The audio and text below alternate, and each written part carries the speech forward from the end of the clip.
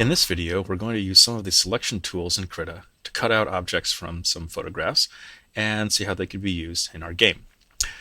So in our last video, we had this street scene that we could use as a repeating background, and I'm going to go through cutting out elements from this photograph of some sailboats, this picture of a car, and this motorbike to bring them into the street scene over here. I'm going to begin with the sailboats. So this is sailboats.jpg, and I'm going to use the lasso tool, also called the outline selection tool here in Krita. Now what this tool lets me do is lets me draw a selection around an area like so. And wherever I draw, I'll see this little dotted outline. If I click and draw another area, it will give me that selection instead. If I just click once without dragging, it will clear the selection. I'm going to use the plus key and then click with the middle mouse or hold down space and drag to zoom in a little bit closer on the sailboat that I want to use as my selection, so I can get a little bit closer to it. So I might start up here at the top and start drawing a selection like so. Come down around the edges.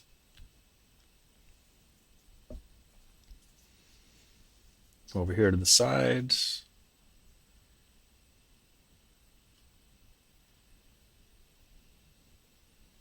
Up and around it. Now you can see that it's not perfect. It doesn't get quite to the edges. It's a little bit jaggedy. It's, very rough. One of the tricky things with this tool is that you have to do the selection all in one single motion. So it's one click and drag operation. So it's very hard oftentimes to get it exactly right, but it's very good for doing just a rough, quick selection. There are a bunch of ways of doing more precise selections and also ways of cleaning up the selection that we're going to look at as well. But let's begin just with this one. So once I have the selection, I'll go up to Edit and Copy, and then I'm going to create a new document. So I'll go up to File, New, and you can see that the width and the height are set to 587 by 895, which is the image size of what's on the clipboard. And you can see over here in this little preview is the clipboard image. So what that's going to do is just create for me an image that has just the exact dimensions of my selection, and then it pastes the clipboard image directly into it. So you may have an image that looks a little bit like this with a white background instead of a transparent background. The way to get that transparent background is in the New Image tab, click on the Content tab, change Background to be as First Layer, and then click Create. So what that does is it pastes the clipboard image in as the first layer, as opposed to creating a white background first and then pasting this as a second layer on top of it. So we could use the image as it is right now. We could also go in and do a little bit of cleanup on it by erasing some of these jaggies. And to do that, I'm going to use the erase mode with the paint tool. So in Krita, there isn't a separate eraser tool. What you do is use any of the tools, like the brush or anything else, and turn on eraser mode for that brush. So right now I have just a regular brush selected, and you can see as I paint strokes over this edge, it erases it a little bit.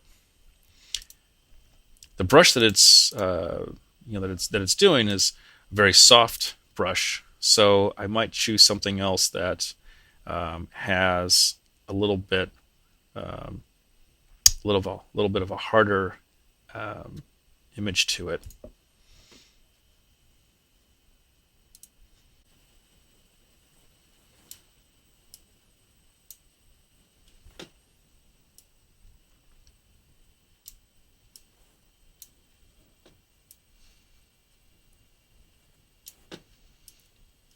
So what I'm doing is going through here and just doing a little bit of cleanup. Now this is still very, very rough, and in the next example, I'm going to show you some other methods of doing the cleanup that will be a little bit more precise.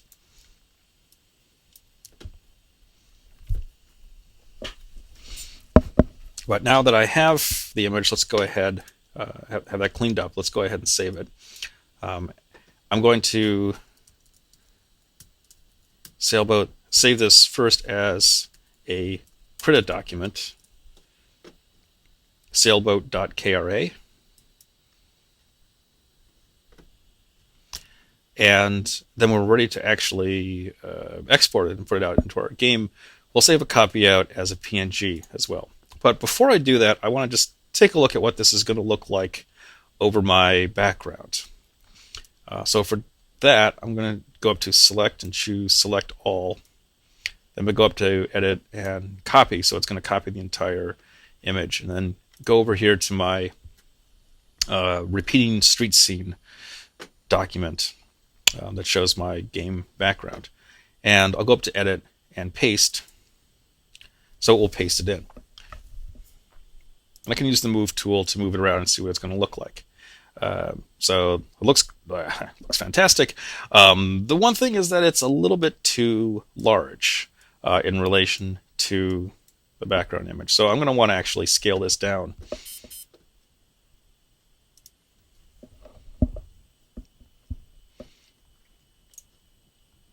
And I can do that using the Transform tool. So I'll select that tool and then click on that layer and scale it down like that. If I want to keep the proportions, the width and height ratio, I can hold down the Shift key while I'm dragging the handles on this transform box, and then hit Return when I'm finished. So now, zooming in a little bit,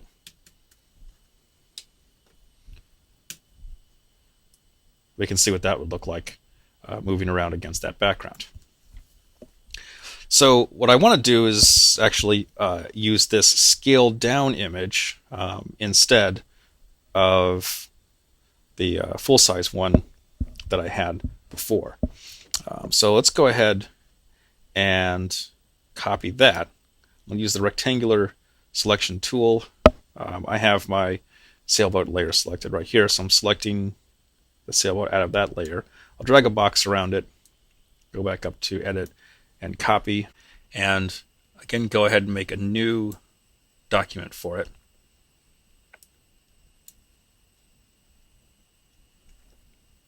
So this will look really just like the other one that I had, but it'll now be the correct dimensions. Then we'll go over here to File and Export. I can use either Export or Save As for this. And I'm going to call this sailboat_sprite.png. So that's going to be the final image that I would bring in. And then click Save.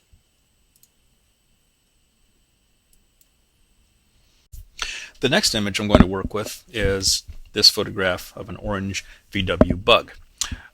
So I'm going to use the Bezier curve selection tool. And what this lets me do is, again, draw a selection around the area that I want. But instead of it being a pure freehand selection, it's going to create a curve with curve handles that I can adjust as I go along. So I can use this to get a little bit of a cleaner selection. It's going to be good for getting straight lines and also for very smooth curves. Actually, I'll just show you the polygonal selection tool, which is right above it, and show you how this works. So it works a little bit like the freehand selection or outline selection over here, but instead of clicking and holding down, you click and then click at the next point, and so on. So this creates a selection that is based on a series of straight lines. It's actually not a great choice for this object because this car has a lot of curved edges. So I'm going to hit Escape to cancel that tool and instead use the Bezier curve tool for selections instead down here. Now the way that this tool works is, again, I click to place anchor points, and Then when I click to place the next point, I'm going to click and hold down and drag. And you can see as I drag out to the right, it's extending a curve handle, a tangent handle, that controls the amount of curvature at that point. And then when I release, then it's made that little bit of the curve. Now you can see as I move my cursor around to choose the next point, it's going to create a curve over to there as well. So let's drop one over here. I'm going to again drag out the Bezier handle, and that will fit the curve a little bit better to the edge of the car. And do that again down here, and then down here. Now, the way that Bezier curves work is that the longer the handle is dragged out from the anchor point, the smoother the curve is going to be. So if you click without dragging out at all, this is essentially the same as the polygonal tool. So you can see here, I'm dropping points and I'm not clicking and dragging, and it's making sharp corners and straight edges for each one of those, because that works pretty well for those points. Here at this little corner where the tire begins, I've just clicked to put down a point and haven't dragged out to create a handle. But right here, to get the curvature of the tire, I'm going to click and drag a little bit, and you can see it creates a little bit of a curve. I'm going to kind of cheat a little bit and not follow exactly the shape, because I'm going to pretend that I know where the bottom of that tire is supposed to go and fill in some curvature there.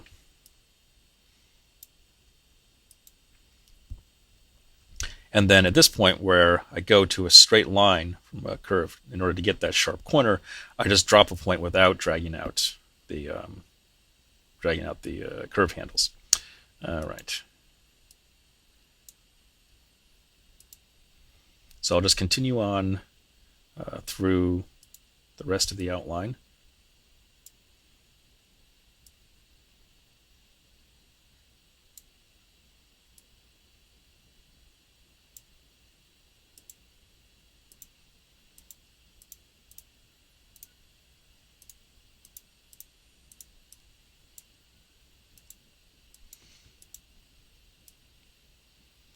Over here, this tool is very useful. It takes a few tries to really get a feel for how the curves work.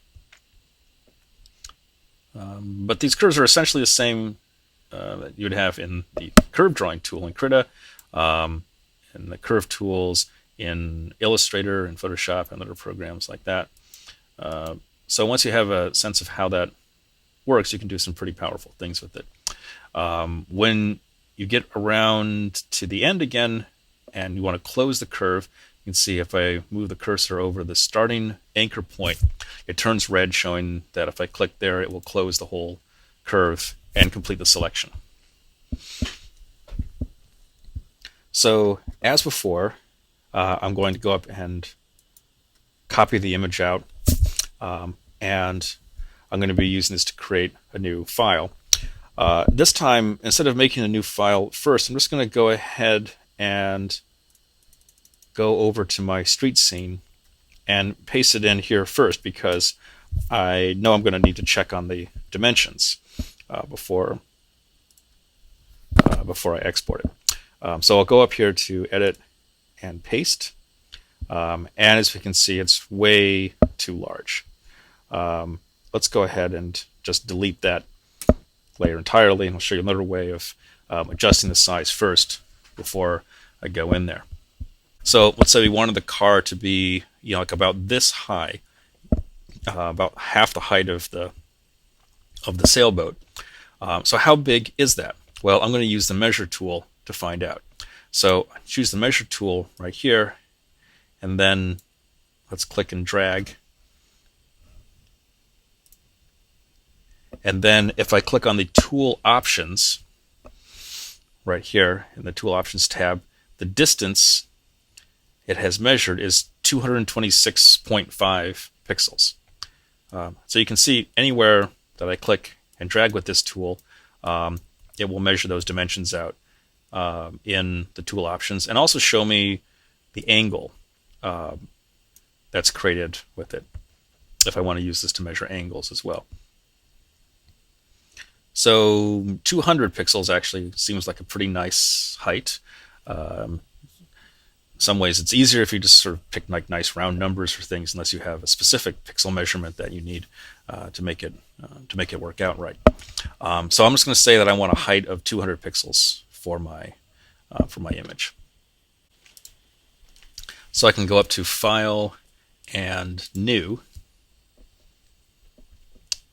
and the image it's going to make is 5,400 pixels wide times 2,000 pixels high. So it's quite large. Let's go ahead and create the image, and then I'm going to scale it down. So I'll go up to the Image menu and choose Scale Image to New Size. I'm going to change the resolution to 72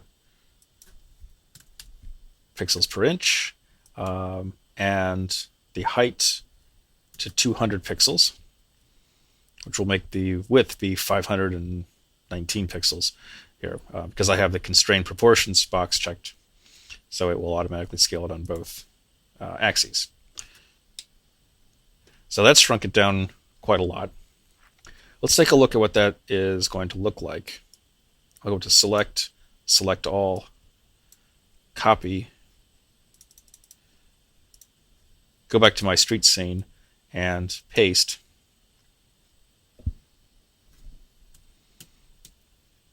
And so I'm going to zoom out, and you can see it's pasted in here in the upper left-hand corner. So let's take the Move tool and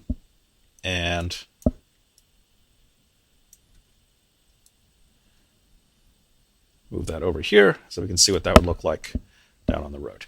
So that looks like a pretty decent size.